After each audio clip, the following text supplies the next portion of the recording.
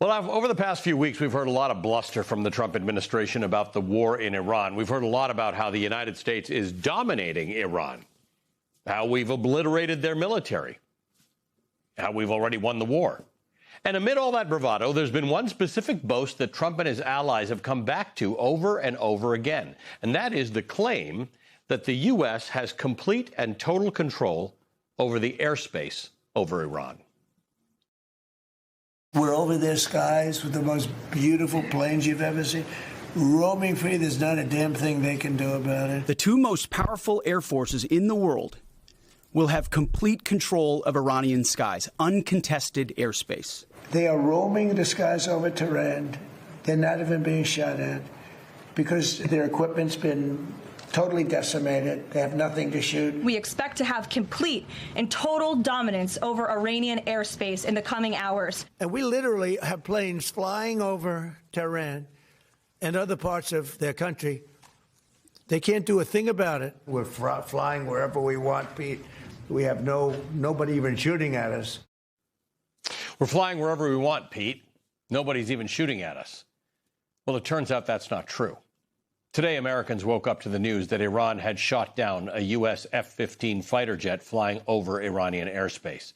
2 crew members were ejected from the plane before it crashed inside Iran. American forces then proceeded to carry out a search and rescue operation inside Iran, looking for the stranded crew members. One of those crew members has been rescued. A search continues for the second crew member. And that rescue mission has put more American service members in harm's way as they navigate Iranian territory in aircraft, as you can see here, that are slower moving and having to fly closer to the ground. The Washington Post cites multiple U.S. officials who say that 2 Black Hawk helicopters involved in the rescue operation were hit by Iranian fire, injuring U.S. personnel on board. Both aircraft were reportedly able to safely return to base. Now MS Now has matched reporting that a second plane involved in the rescue mission took fire and was damaged. The pilot of that plane was forced to eject over the Persian Gulf and was safely recovered. Meanwhile, the Iranian government is offering Iranian citizens a reward for the capture of the missing crew member. Needless to say, this entire situation is incredibly precarious and incredibly grave. But the president, who spent the last few weeks boasting about our control over Iranian airspace, seems almost unbothered by the whole thing. His first public comment didn't come until 3:20 p.m., hours after the news broke, and it came in the form of a 4-word social media post. He said, quote, "Keep the oil, anyone?" End quote. So, American troops were in the middle of a rescue mission for a soldier stuck behind enemy lines, and Trump was casually musing about taking Iranian oil like someone at brunch ordering fries for the table. Oil, anyone?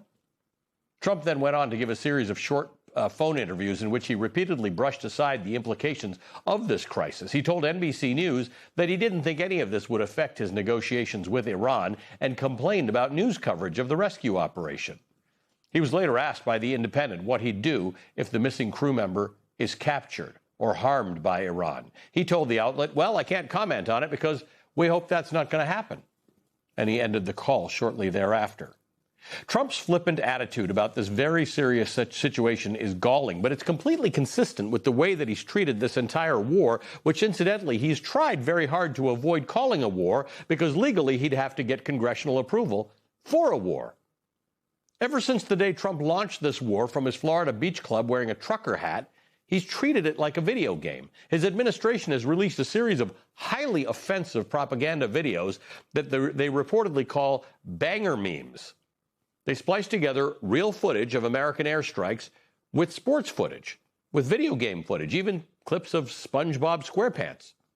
And Trump has insisted on talking about the war like it's a golf trip or a weekend getaway, repeatedly and purposefully calling it an excursion.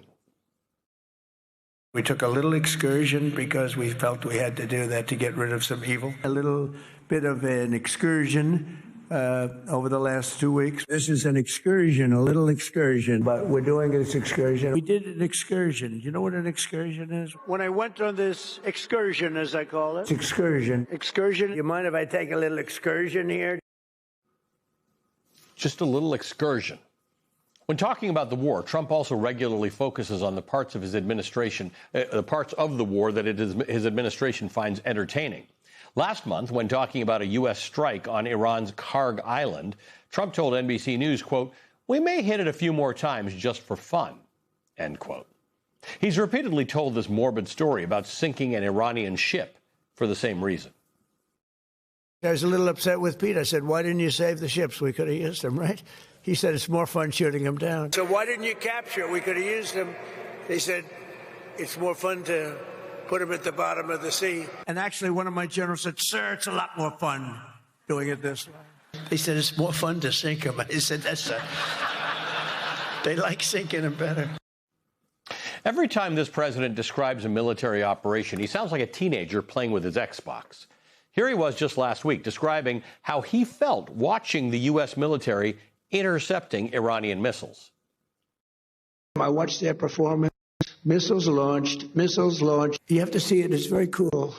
Missiles launched, missiles launched, missiles launching. They're launching. Okay, we're ready. Fire, boom, fire, boom. I watched their performance. Fire, boom, fire, boom.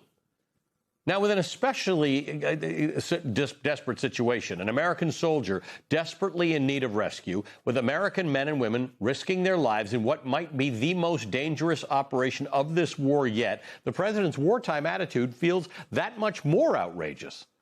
Donald Trump is incapable of grasping the gravity of this situation in which he has put our country as a matter of choice. This is a very serious situation that is being handled by very unserious people. Their Air Force is gone. Their anti-aircraft equipment is gone. We're flying wherever we want, Pete. We have nobody even shooting at us.